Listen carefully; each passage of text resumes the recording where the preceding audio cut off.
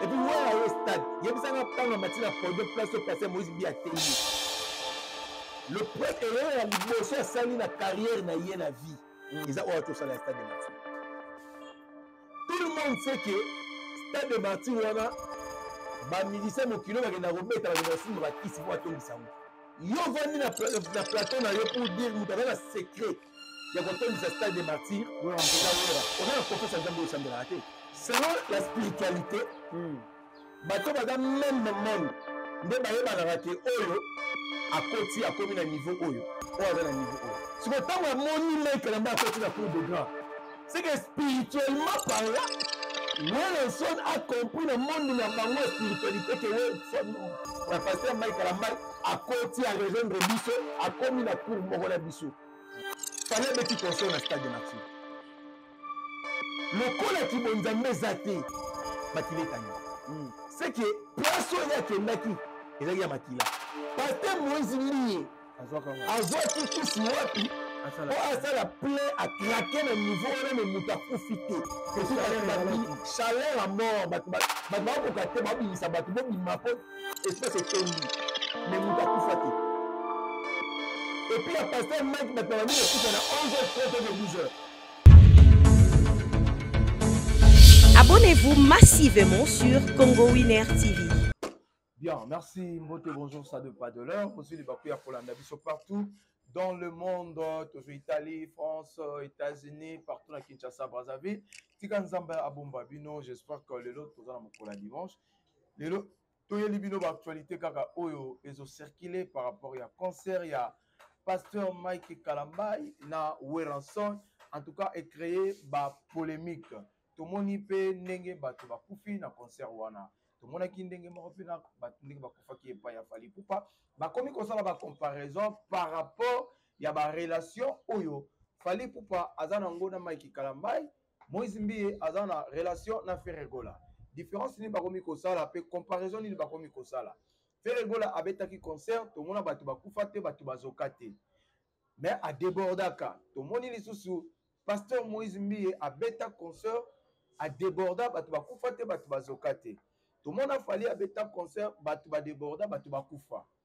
Et yen lisusu et pas ya papa na biso pasteur na biso Mike Kalambay tout le monde batu bakufa batu bakufi donc ils ont fait ça passi na mitema. Est-ce que ba para ba kolinga lisusu bana na bango ba ya na concert ya fali poupa. Nyonso wana tozo lobela nkaka na émission na biso ya lelo sur la pembe na invité na ngai. Merci. Yambo na koti sa invité na nga koti kana pesa mbote na baye oyo basala ka dida somba moi chemise moi polo et ça la bien là je sali balobi moko mama Sarah Kabunz balobi moko madame Sarah Kabunz la Cléopâtre balobi moi ça le kingolo na mwindo moi ça le kingolo na musielo là je te sali là où tu es ba bon dimanche na yo tika nzambe apambola yo azala na yo toujours là je sali encore balobi grand sœur propre Ninel Okemba depuis Brazzaville bambote na yo sans oublier balobi mon évangéliste balobi professeur balobi Nata Kabuya je te salue là où tu es évangéliste pour le la bois qui po tozolo balikambu ya ba pasteur oyeba ke yo po ko munduki po bino ba ami ya ba peuple ya bana nzambe zo kende na liwa po bino ne mutu bozo sala po kenda. Merci Simon Réal nous a pris au fond linga na invité na ngai balobi to koloba mingi tepo koloba ebele mbanga pasi. L'homme saint dans un concert motomo peut te bilisu batika yo maboko pembe likambo na moto na Santa Avenue so to kuta ina to beta mo ba moto mobo ya mbanga to oza montion ya solo voilà merci na ba boy na biso tout merci ba tout ba linga l'homme saint dans un concert motomo peut te bilisu muté merci na sam kunku le nécessaire bon répétro papa bio wana pena yena bo ari po kabela ninga mbongo te yena bo aki po pesa nga ba conseil osali mutu moko mama Pepe non na silicité ya maman aimé kuku maman Pepe de Paris na ebité chombo kangama toza ndenge nini maman Pepe de Paris fongola chombo ko sala biso bien hein balobi Gloria Efile ah on suna Gloria Efile moi c'est beaucoup bien na la Belgique vraiment nous miko na zombe na la surnaturelle Gloria Efile aza aza bien makasi donné na lobby bomora bato bangosenga ba numéro tindela ngai botinda te. Donc voilà, merci na Fabrice Lombolo, mon frère propre que j'aime beaucoup depuis Belgique, et puis tout yanga. Donc voilà. Sans oublier mon amour que j'aime beaucoup, on a sur bossa c'est que j'allais sous moi Lorena Lumumba kamwa ni amuto alongola na via célibat. Sans oublier mon amour on est aux angles de la femme on a pas la mariée. Non, on va prendre un président célibataire dans le Congo. À la trophée, à la brevet. Bien, merci. On est dans l'ambiance quand on est tous à la rencontre. L'homme, c'est au quotidien, moi, moi, le mango, parce que les autres, je peux pas t'embellir, les autres, on vend de la beaucoup plus Mike Kalambai. Voilà. Pour Nayo, Nalingi, au salon, moi, analyse Nayo, au Pesabiso, point de vue Nayo, par rapport à concert. Il y a Mike Kalambai, tolingi to yebana côté toi na côté ya négativité na lingi na avant to le bana bolambo ya sali to ke na côté ya négativité poto ke na mba ba dinga likolo poto ke na likolo non ko banana ko remercier na initiative azwaki et puis na concert oyo c'est que je mets na concert oyo la première des choses déjà son qualité podium ils bien mais monene ils ont monene moi trop et quand espace donc d'abord son et puis prestation et artiste. Tu sens vraiment que l'artiste arrive maintenant à l'auteur. Ouais. Comprendre? Nga le baka na bonzambe comme biloko mibale. Tu peux être chrétien, mais si tu es chantre, c'est la biso pe biloko art ezaka nango besoin. Art ezaka na besoin surtout ba concert à bon lumière ils allaient bien, son ils allaient bien, prestation ils allaient bien. Voilà, côté on a vraiment sans faute. Pasteur Mike a reçu yango. Surtout la prestation nord ayembi. Donc on va na bato ba yembi pendant la stade. Bato ba yembi pendant ba stade des ala stade ba mi bali. Non. Eza Mike la mai puis faire rigole. Na ba ke foko moka wa. Ba mi bali nde ba yembi bon Moïse imba te. Non, pasteur Moïse mbi azaki mingi branché na spectacle. Mais Mike passe à les spectacles. Oui, mais Mike a joué tant royemba. On qui peut voir Mike parce que moi Zimbi avant de la qui spectacle avant de la qui elengi ya misu et on moni ba bloko fallait à ça là après si biso elengi ya misu mais tout le monde mais d'un côté chant ba yo quitter c'est la même chose avec le pasteur Moïse à ça qui a bongo dans son total bien différence rôle Mike Kalamba il a passé à Moïse Mbi et ça côté chant donc ouais, pas Mike Kalamba il a moni qui va consommer beaucoup plus musique qui vraiment ba yo qui banzembo ba yo kata la spectacle mais Moïse c'est qui moi spectacle c'est qui moi trop tout ça voilà moi trop ça qui bongo mais ce côté la Mike Kalamba c'est comme son traza qui na espoir que a ça la plein wana azaki pe na kondimate ki akosala akobeta musique abeteli biso Léona Stade Martyrs non ezaki stress à Mike Kalamba ezaki te anda obanga otondisa te parce que Mike Kalamba azaki déjà assurance ka otondisa ngo depuis bakutana na fali toza non ebandeli mabe no sko yango lingana loba te natika na ngai bon continue kasi malgré toi na ebandeli mais continue ka avant le pasteur Mike Kalamba a annoncé biso ka kobeta na Stade des Martyrs muto akenda kokutana na ezaki fali. Oh, ezali bongo. Oui. Ma photo ça. Akenda kokutana na fali, c'était juste pour ça na fali ndenge nini yo sali au Stade Tonda. Dans stratégie en wana. Stratégie. Nga la moni ezalaki Weranson parce que même non, Weranson a la dernière minute. C'est le fallait aboyer côté que les secrets. Non. Le problème c'est que Mike Kalamba a sangisi ma stratégie à Batunios. Azui à Wer, azui à Fali, azui à Oyo, à sangisi pour réussir à Stade Né Salama. C'est différent maintenant là Moïse Mbi. Moïse Mbi a qui n'a confiance en Zambé. Ouais. Avec que le Dieu que je sers a reçu qui a touché mi thème à Batubaya pour bayoka musique. Aujourd'hui sa gloire dans Kolo parce que Bible c'est son Éphésiens yemba nzembo oyo sa gloire kaka dans Kolo na yo. Mais Bible besoin reconnaître ba hymne national. Vous comprenez? C'est là où nous sommes. Alors, pasteur Moïse Mbi azalaki na confiance en Nzambe n'était avant pour un peu stressé. Pasteur Mike Kalamba pardon. Azalaki na confiance en Nzambe te yango azalaki stressé. Parce que tant que confiance ya bata mokili ya wera ya fali ya fali ba ise te mona ki akendaki epai ya paster na biso ya liloba oyo prophète Konde kokende ba prophète Konde elobi te azwaki assurance le vrai assurance na ye ezalaki pa wera na fali.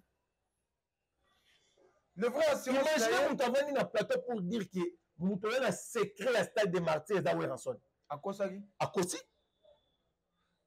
secret ya plein na stade eza wera te eza nzambe mpo na biso bana na nzambe. Bien, tozaka wana tobima te question mosusu eyeli ngai selon yo ndenge abeti concert wana na stade de martyr est-ce que na kati wana eza concert ya bana nzambe to ezaka concert normal wana ezalaki concert normal concert ya bana nzambe ezalaki oyo Moïse Mbiye apesaki biso parce que Moïse Mbiye areprésenta na Saint-Esprit na kati ya podium kasi yango na ndenge oyo esukisa bango motuti na Ancien Testament bien na temps ya kala banda koreprésente Saint-Esprit na moto tomonaki yango mpe na podium ya Moïse Mbiye ayaki na moto spectacle na ye voilà ezalaki artificiel mais oui soki ayaki na moto normal ekoyi na pelouse mais stade pelouse ekei te akokaki koya nango te faki aluka eloko nini akoki kosala ezala lokola moto po bato bacomprendre que ici maintenant c'est le Saint-Esprit beta biloko paster Moïse Mbiye abimaki libanda ya bible te na mamutu asalaki azalaki na kati ya bible mais siko paster Mike Kalambai ayebisanga place oyo azalaki na kati ya bible na weranson. Bon soki bongo nazozonga kaka na question na wana opose eloko ya sali est-ce que mabe nini bozomona parce que bongo soki wera ayaki na stade wana mpo babongola mitema na nzela ya paster Mike Kalambai banda asala église asabengisa wera depuis acréé église nde azalaka nango asabengisa wera paster Mike abengisa wera te est-ce que mpo wera bongola motema fo obongolisa motema na stade vous croyez vraiment ça c'est faux et puis wera ye stade yebisanga ntango amati na podium place oyo paster Moïse Mbiye atei ye yebisanga maloba ya bonzambe bolakisanga yango oyo paster Moïse Mike Kalambai pardon apesaki paster nani weranson mais alobaki na public bamona yango grave te eza nango normal mais eza normal mpo na ye eza normal mpo na ye nalobi vous savez bible elesa biso baye baza ya biso te tokima bango bongo babongola mitema ndeni soki babi kokima babi te ke totika bango te mais on peut jamais être ami ya moto oyo aza même religion même esprit même nini na yo te mais on peut avoir des relations mais na kati ya relation papa c'est différent lelo moi naza na relation na bato ebele mais ndenge peut-être na partageaka na yo eza nde na partage na bango te yo boyebaki l'homme sele alali nzala mais est-ce que bato misusu oyo tozalaka na bo bayebi ke l'homme sele alali nzala bayeba te yo boyebaki l'homme sele nde avandi bongo alala te mais bato misusu to bamonanga ba bajo boss okomprendre mais là où tozolobela intimité eleki fois et même c'est affaire donc nakoki kokabola intimité na ngai na bato misusu te oyo baza même foi na nga te mais tokoki kozala na bango en bonne relation sur lisolo kosolo eza tosololi po epesanga nzela ya koyotalisa accès ya kotalisa bango moni nzambe aza boye nzambe aza boye nzambe aza boye nzambe aza boye voilà sikoyo yo ozwi confiance ozwi idée na ye nyonso opesanga pa weranson po weraya c'est notre vieux que j'aime beaucoup hein. J'ai mis beaucoup de temps de travail avec Weranson depuis paix à son âme Yves Kitambala Moutoulanga Touzaranae. Donc le problème c'est que pasteur Mike Kalambai le prêtre est à liboso à sali na carrière na yé na vie ils ont autre chose à la stade de Mathieu erreur n'est tiré en n'est expliqué. Tout le monde sait que stade de Martyr wana ba miliciens mokilo bakenda kobeta bakenda kosimba bakisi po atongisa yango oui bon. mais oui tout le monde le sait mutu to alobaka yango yo vandi na plateau na yo pour dire mutu aza na secret ya kotondisa stade de Martyr eza wera oza na confiance ya nzambe osambelaka te tu ne sais pas que nzambe oyo osambelaka stade wana mpe kobuka na bato sikoyo ndenge bato bandaki koloba pasteur wana sisi te nasisa place wana obengisi wana nso na ye na kati ya stade wana azwi micro pour confirmer na bato bayaki wana ke lelo nde toconfirme ke pasteur Mike Kalamba akoti na cour de grand kene le cour de grand oyo wana nso nakotisi pasteur Mike Kalamba place yango yango wana déjà koavance par rapport voilà tomonaki ti abengaki ye ayebisi ye bon alobi yango na micro asepelaka na pasteur Mike Kalamba na nzembo na ye moko mais asepeli parce que Mike Kalamba akoti na cour de grand PDD kotala lisusu na suka nango ozo répondre nyonso mbala moko na suka nango ayebisi public babetela Fally Ipupa maboko wana Mike wana pasteur Mike Kalamba babetela Fally Ipupa maboko frère Mike pasteur Mike Kalamba frère Mike zelanga sisa question babetela Fally Ipupa maboko public pe betaki maboko siko yebisa ngai Fally Ipupa contribuer quoi na kati ya stade wana pe pourquoi wera bengi ye alobi na yeki akoti na cour des grands ndekana koexpliquer biso pourquoi selon la spiritualité bato baza même monde nde bayebanaka ke oyo akoti akomi na niveau oyo oyo aza na niveau oyo omoni nde tozalaka boye tovanda tosalaka badébat na évangéliste Nathan na mama na biso L'Oréal moi tozodiscute mais en discutant tozose comprendre ke ce monsieur aza sikoyo na niveau boye. Non, il y a une différence entre débat, na connaissance ou partage. Partage. Discussion na débat balé. On peut débattre sur par exemple et le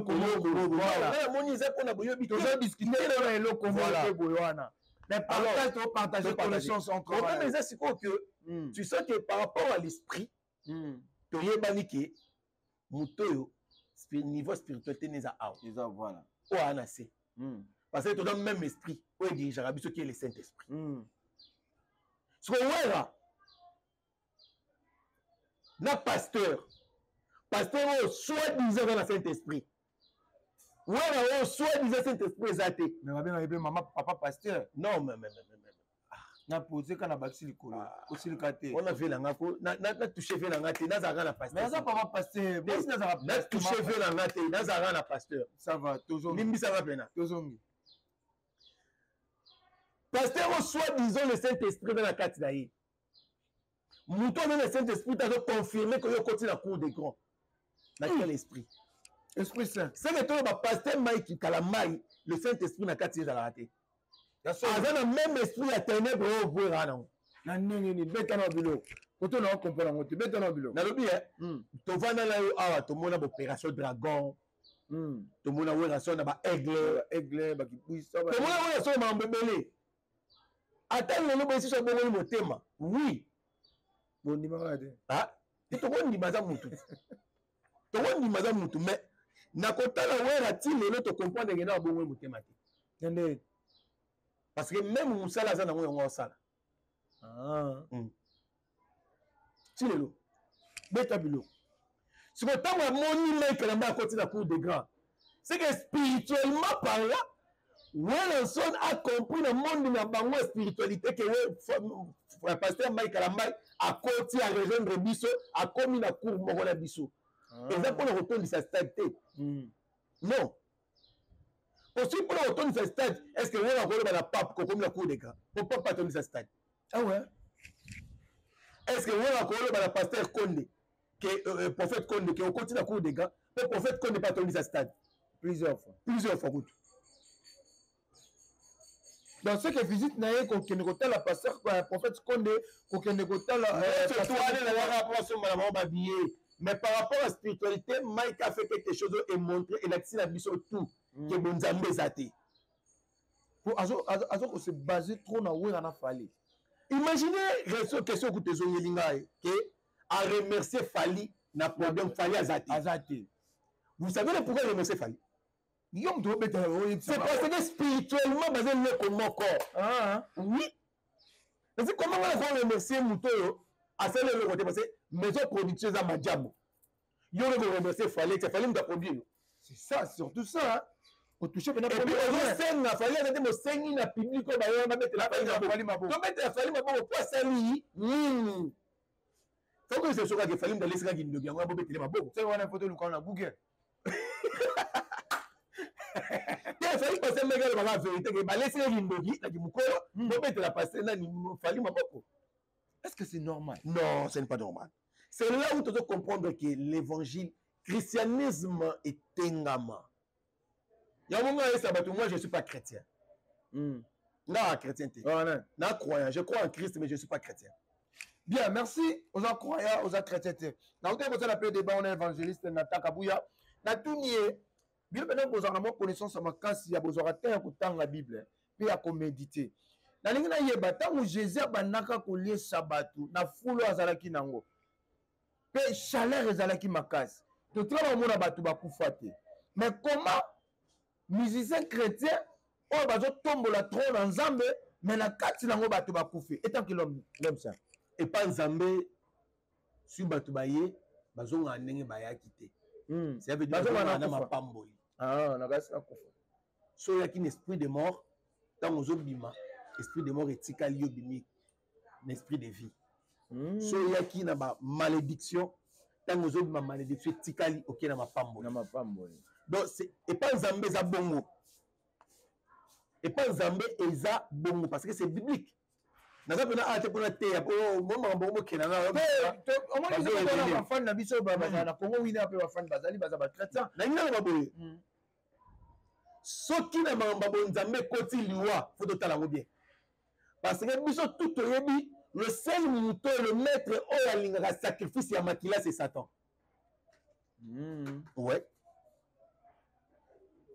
Satan le diable ne yé pas na ye alingaka sacrifice ya makila makila ko zanga tetanga.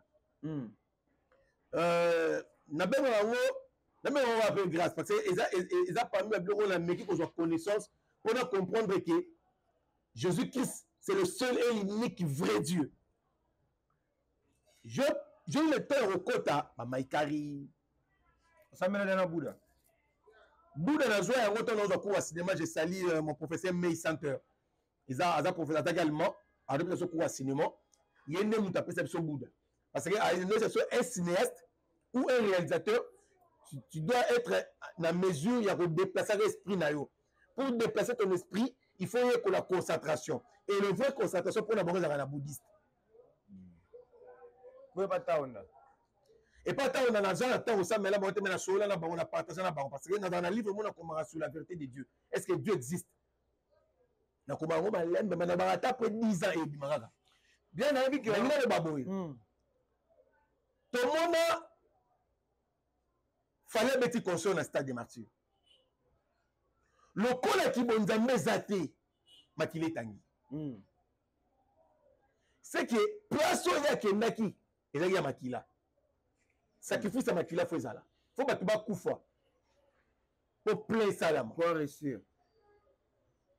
De deux. Tomi tout na rabiso mo faire le goal azora ki sine wapi. Pour abeta conseil ba tu ba koufa te. Question ngona. De trois. Pasteur Moïse Lié. Azwa ki si wapi. Asala plein à craquer le niveau on est muta koufité.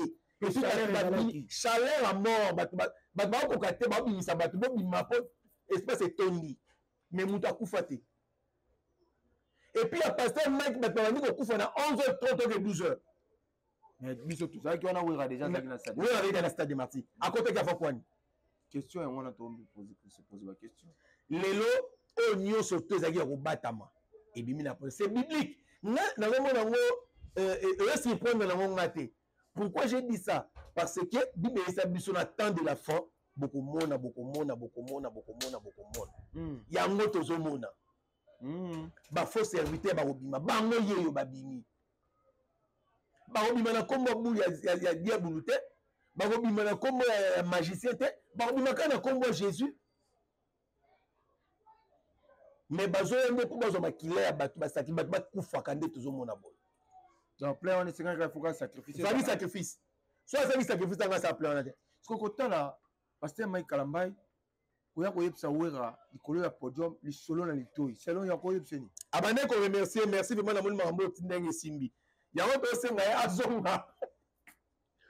azonga ayebisa biso biloko misato oyo na nango signification ya moto apesaki wera ya signe wana eza baza bamisie baza quand même te ya pasteur abosela te kozala chantre Mathieu pasteur apesa biso signification ya moto wana de deux ayebisa biso le pourquoi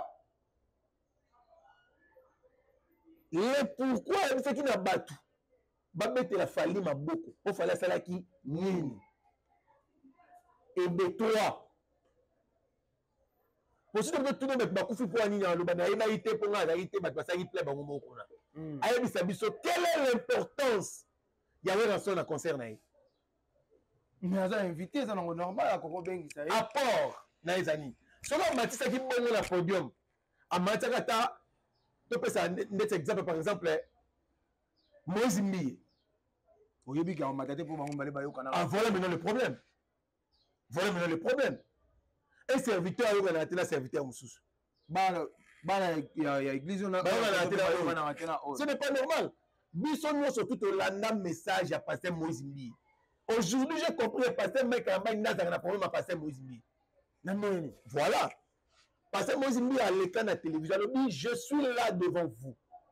Bon, c'est un message à ma bé, on a le la pasteur Mike Kalamba. Exacté. À terre la chair, à Zoloba. À l'obéla pona majabu. Bato ba ko répondre Mike Moïse Mbiye ezaki majabu.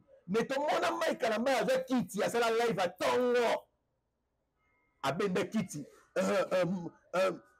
Abenda du pasteur, abenda Moïse Mbiye. Moïse Mbiye. Nazana Kanda. Et le pasteur avant un plateau. Ah, c'est ce qu'ils ont qui comme ça. Non, quand c'est ce qu'ils ont de problème, quand tu as déjà fait ça, et là, qui sont déjà niveau, il y a un euro en travers de Konayo. Est-ce que vous avez qui volontaire peut-être Madjabou dit à répondre. Parce que aussi il y a un longo pas nzambo pesa ngona Madjabou. Vosu ka bongo. Madjabou est une maison production, pas de problème non te. Bon ba bon sa maison production la bongo za la bien, voilà. Lelo Madjabou go ba produit ngala on boya te. Bon produit ngai. Sono yemba nini. Bien, merci, qui commence bien, qui finit bien. J'espère que vous allez être tellement nombreux.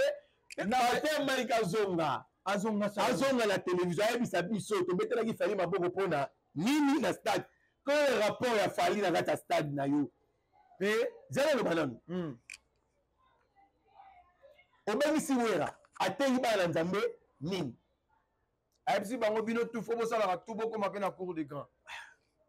Or soki omatisaki okendeki pa pasteur Konde no soki prophète Konde amataki niveau bana nzambe banga basepela là ce qu'on différence mpe bayebi nzambe te maloba ya prophète Konde oyebi combien de personnes banga babongola motema na kati ya kase soki oyo matisi wera oyebi combien de personnes bafoi na bango ekwei mpona wera c'est profond hein. Mais tout sur le lat. Mais en réalité, tant que vous pouvez qui n'est pas gagné par âme. Mais on gagne par âme, on perd par âme. C'est important si un conseil au pasteur Mike Abete Zayawaki. Parce que dans le cas, tu vois, Bango a le bac au pasteur Moïse Mbiye. Conseil Zalaki.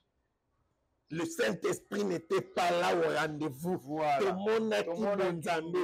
Voilà, bon, c'est là qui est athée. Pasteur Moïse Mbiye. Sur l'ingate a ôté à Sora Bimina casquette, il y a pasteur. Tant que Bimagi la casquette, il chante. Voilà. Botika ayemba. Alors, comme il est artiste là, il ne pouvait pas chanter seulement comme ça, sans faire spectacle, mais il a un peu agréable la mise sur battu. Il y a un peu ce spectacle. So Mike, on va dire que vous avez Mike Bomona Bonzambe. Bonzambe, c'est un peu de Chine, vous croyez que si nous avons la langue, mais il y a une différence, il y a une prière. Oui, une prière. On besoin normal. Banganga qui sinon sur la télévision, ah total la rangola yot. Balai banganga qui sur la prière. Dans ton bon de la nous tout ça. bati okanga prophète moko na ngaba kuna apesaka bato baprophétie nzambe ayebisinga me moyibi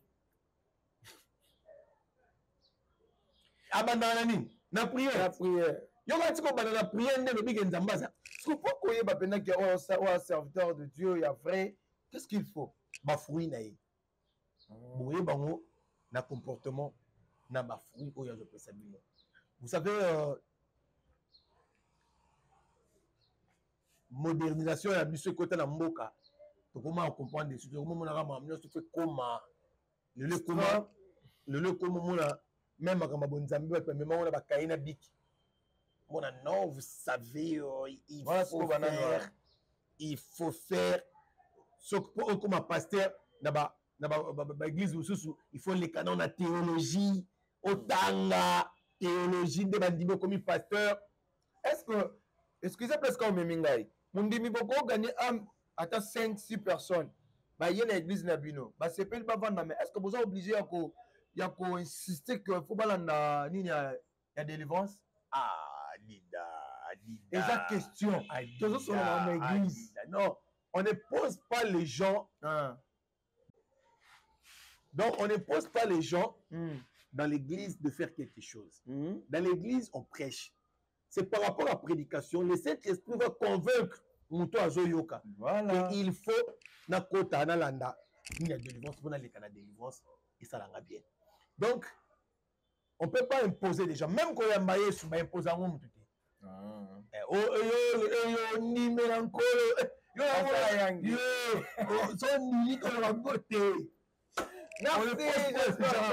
Posez-la gueule na Congo Winner télévision pour s'abonner, pour liker, pour commenter et que ça la biso bien. L'homme c'est au commun na biso na souka. Merci pour l'invitation, merci. J'espère que ce que Gogo le ba na ba bonné na biso ya Congo Winner ni peut-être na poser quelques questions en té. Aux ana likambo ya robaksa par rapport à malobolobi na quelques dédicaces pour. Non, moi je veux demander na ba na Nzambe.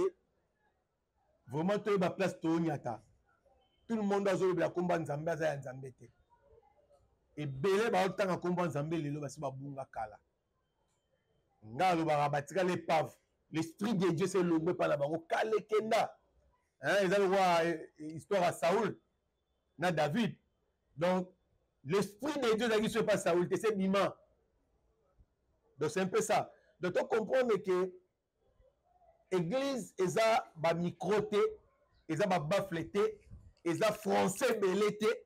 Mais l'église, c'est l'esprit de Dieu. Voilà évangéliste Nathan. Oui. Voilà évangéliste Nathan. Et voilà Nathan.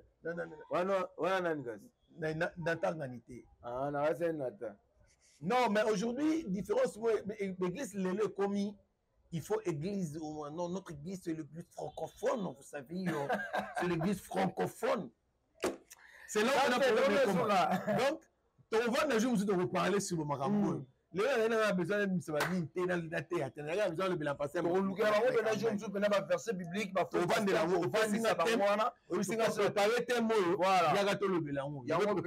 de le problème est que les gens vont comprendre que les autres comme la temps de la fin. Temps de la fin, oh ben c'est qui biso yango ezoko kisama tozo mona yango. Marambo nyoso Bible loba e kokisama. La Bible dit na terre suka et kozala lokwa la terre Noé. Tozonga meno na terre ya Noé ezalaki nini mibali bakomo balana basi na basi bazo balana deux fois tozomona mokili ekoti na kati église aujourd'hui parole ya Nzambe ya solo et ya kalisute et comment venez voir des miracles des prophéties Dieu m'a dit sur la sainte Dieu m'a dit chaîne d'abara oh merci Kolo merci Seigneur oh Saint-Esprit maman Nzambe oyebisa ngai na mona yo lobi otelema liboso bato tala bato ebele fulu ozoteya oh merci Saint-Esprit wana bato balobi amen mais so oyebisi mutu elobi papa dijo tika mabe yanga na nkolo malgré akenda nango kaka na ekobo mais so oyebisi mutu tika mabe yanga na nkolo mutu ayebisi yo tika ndeni eloni mabe ninga nasalaka eza nango ekobo en général. Je parle de le péché en général.